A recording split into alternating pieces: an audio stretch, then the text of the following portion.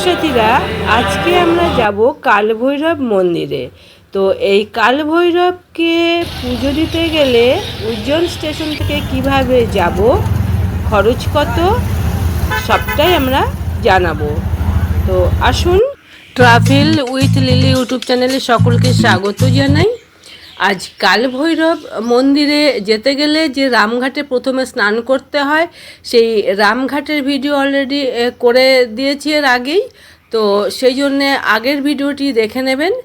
এখন আমরা সরাসরি চলে যাব রামঘাট থেকে কালভৈরব মন্দিরে। তা উজ্জয়ন স্টেশনের থেকে এই মন্দিরের দূরত্ব 7 কিলোমিটার এবং টোটো বা অটো করলে পরে 15 থেকে 20 মিনিটের রাস্তা। স্টেশনের বাইরে গেলেই এই অটো স্ট্যান্ড আপনারা পেয়ে যাবেন।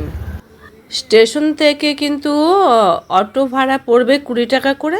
তো চলুন প্রথমে কালভৈরবের প্রসাদ কি সেখানেই যাই আগে। এখানে আমরা এখন এসেছি, দেখতে পাচ্ছেন রয়্যাল চ্যালেঞ্জে।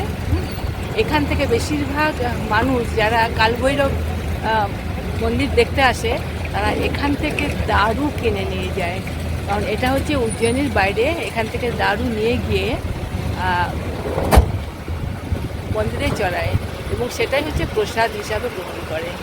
মধ্যপ্রদেশের মাননীয় মুখ্যমন্ত্রী মিস্টার যাদব বলেছেন যে কোনো মন্দির বা কোনো শিক্ষা প্রতিষ্ঠানের আশপাশে কোনো মদের দোকান থাকবে না। তাই উজ্জয়িনী থেকে অনেকটা দূরে এই রয়্যাল চ্যালেঞ্জ অবস্থিত আছে। যাই হোক, পৌঁছে গেছি মন্দির চত্বরের। বিশাল লাইন, বিশাল বড় লাইন। কালভৈরব মন্দির, লক্ষ লক্ষ মানুষের ভিড়। কালভৈরব মন্দিরে পুজো দিতে এসে প্রায় 4 ঘন্টা লাইনে রাখলাম। কি বলবো, একটা অসম্ভব রকম দেখতে পাচ্ছি, অসম্ভব। অবশেষে ঠাকুরের মন্দিরের সামনে পৌঁছেছি। আশা করছি দেখতে পারবো।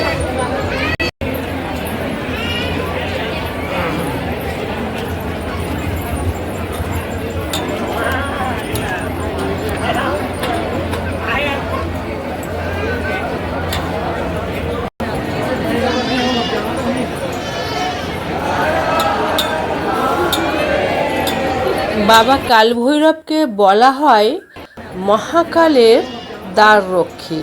তাই কালভৈরবকে আগে দর্শন না করে মহাকাল দর্শন করলে তার কোনো উপকারিতা পাওয়া যায় না। বেনারসে যখন যাবেন, বেনারসেও এরকম একটা কালভৈরব মন্দির দেখতে পাবেন। তো ঠিক মন্দিরটা হচ্ছে এই রকম। তো আজ এই পর্যন্ত, দেখা হবে পরবর্তী ভিডিওতে। ততক্ষণ পর্যন্ত সকলে খুব খুব ভালো থাকুন, সাবস্ক্রাইব করে পাশে থাকুন। ধন্যবাদ।